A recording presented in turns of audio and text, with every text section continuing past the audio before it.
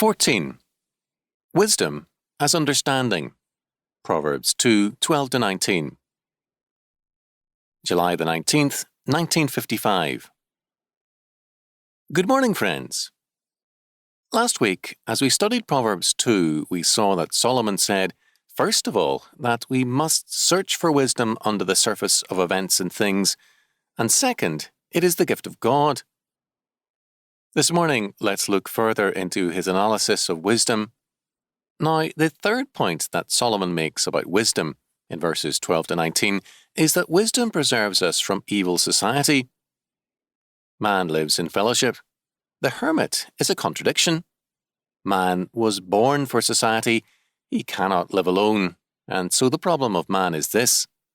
There is nothing that draws him away from God more than the wrong kind of companionship, nothing that can destroy him more quickly than that, and yet he cannot separate himself from men.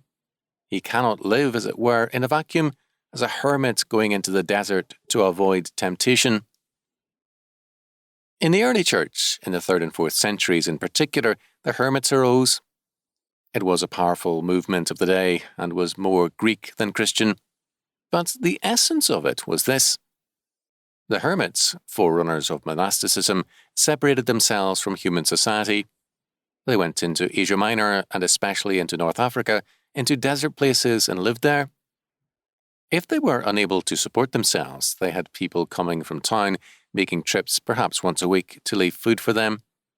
But if they came and left food for them, it was often at some point where no one could see them, so that the hermit lived without any contact with man. We have many of the records of these men, writings that they wrote. They went into the desert to escape temptation, to live a godly life, a perfect life. But when they went into the desert, they took themselves with them. And there in the desert, they underwent every kind of torment, every kind of temptation, and lived a more damnable life than a man could in the heart of the great cities of the time. Why? Because they could never run away from the sin that was in them, and so the whole history of the hermits is a sorry one. Man has to live in fellowship. Solomon recognizes that, to be in the world and yet not of the world. But who is to be avoided? From whom will wisdom deliver us, as we are in the world and yet not of the world? Verse 12 speaks of the evil man.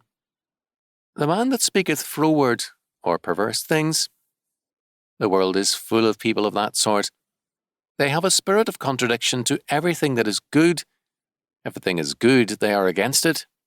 They hate passionately everything that is decent and godly. We are told of this type of man that he rejoices in evil, evil in himself and in others. This is his delight. And this kind of person, age after age, has been popular, especially so in our time. When you study the heroes of popular literature today, you see that the only kind of man who by and large is successful as a hero is an evil man. 9/10 of our literature glorifies that type of man.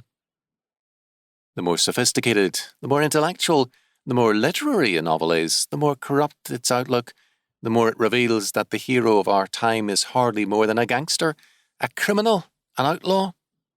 And even in the average family magazine, it increasingly is evident that the only man who can be a proper hero is one who has some real weaknesses, some real defects, because if he is a good man, the readers won't like him. There is a perversity about man today that makes it impossible for him to like one who is truly good, and so the purpose of wisdom is to deliver the believer, the wise one, from the way of the evil man who walks in the ways of darkness, who rejoices to do evil, delights in the frowardness of the wicked, whose ways are crooked and froward or perverse in their paths. And that type of person has a tremendous attraction to the younger generation. And Solomon's advice is all too timely in our day.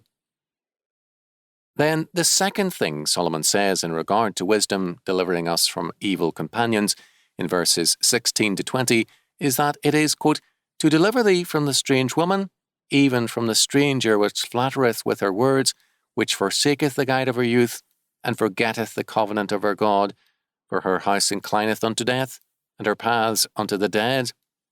None that go unto her return again, neither they that take hold of the paths of life. That thou mayest walk in the way of good men, and keep the paths of the righteous. The first thing Solomon says about the strange woman is that she is false. False in 3 ways. She is false, first of all, to those she entices. The young men with whom she commits fornication or adultery, she lies to them. She flatters them. It is the nature of sin that it must lie. A sinner cannot help but lie. He will lie when it is pointless. He will lie when it will bring him no advantage.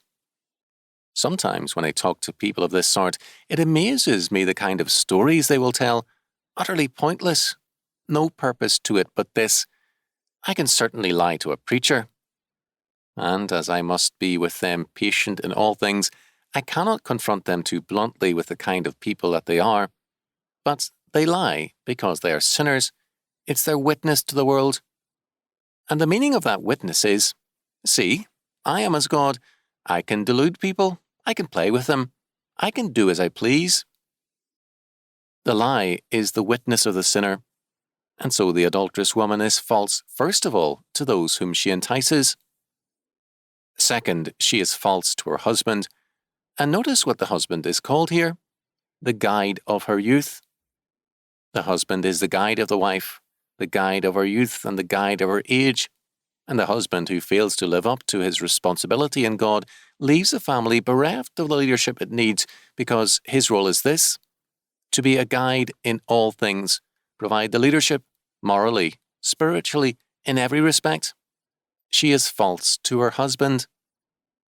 Then the third falsity is this: and forgetteth the covenant of her God. Verse 17. This is the basic falsehood. If we are forgetful of God, we are false to our Maker, false to the world, and false to our own nature as creatures. To be true to ourselves, we must be true to God. To have an understanding mind and heart, we must be obedient to the Lord. For the Lord giveth wisdom, out of his mouth cometh knowledge and understanding. 2:6.